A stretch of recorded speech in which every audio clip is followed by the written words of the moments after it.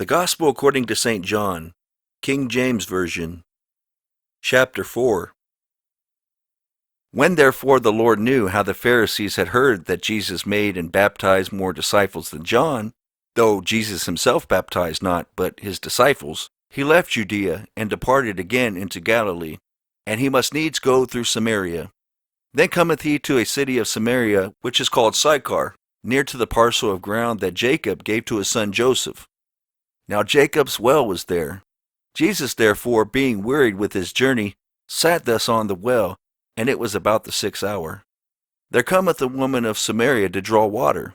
Jesus saith unto her, Give me to drink. For his disciples were gone away into the city to buy meat. Then saith the woman of Samaria unto him, How is it that thou, being a Jew, askest drink of me, which am a woman of Samaria? For the Jews have no dealings with the Samaritans. Jesus answered and said unto her, If thou knewest the gift of God, and who it is that saith to thee, Give me to drink, thou wouldest have asked of him, and he would have given thee living water. The woman saith unto him, Sir, thou hast nothing to draw with, and the well is deep. From whence then hast thou that living water? Art thou greater than our father Jacob, which gave us the well, and drank thereof himself, and his children, and his cattle? Jesus answered and said unto her, Whosoever drinketh of this water shall thirst again. But whosoever drinketh of the water that I shall give him shall never thirst. But the water that I shall give him shall be in him a well of water, springing up into everlasting life. The woman saith unto him, Sir, give me this water, that I thirst not, neither come hither to draw. Jesus saith unto her, Go, call thy husband, and come hither.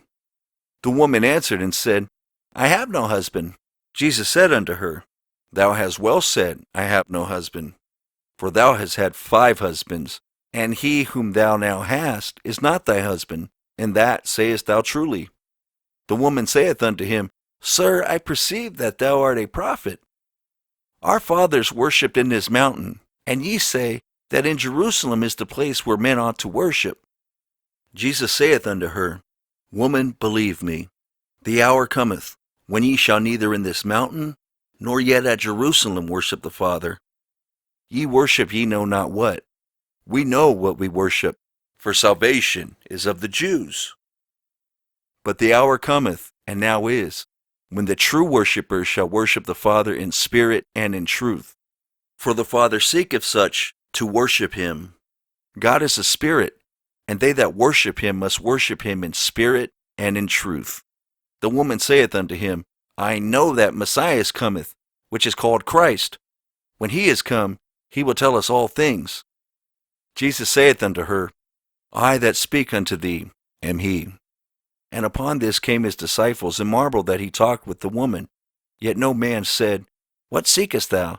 Or why talkest thou with her? The woman then left her water pot, and went her way into the city, and saith to the men, Come, see a man which told me all things that ever I did. Is not this the Christ? Then they went out of the city and came unto him. In the meanwhile his disciples prayed him, saying, Master, eat. But he said unto them, I have meat to eat that ye know not of. Therefore said the disciples one to another, Have any man brought him aught to eat? Jesus saith unto them, My meat is to do the will of him that sent me, and to finish his work. Say not ye, There are yet 4 months, and then cometh harvest? Behold, I say unto you, Lift up your eyes, and look on the fields, for they are white already to harvest. And he that reapeth receiveth wages, and gathereth fruit unto life eternal, that both he that soweth and he that reapeth may rejoice together. And herein is that saying true, One soweth, and another reapeth. I sent you to reap that whereon ye bestowed no labor. Other men labored, and ye are entered into their labors. And many of the Samaritans of that city believed on him for the saying of the woman, which testified, He told me all that ever I did. So when the Samaritans were come unto him, they besought him that he would tarry with them, and he abode there 2 days.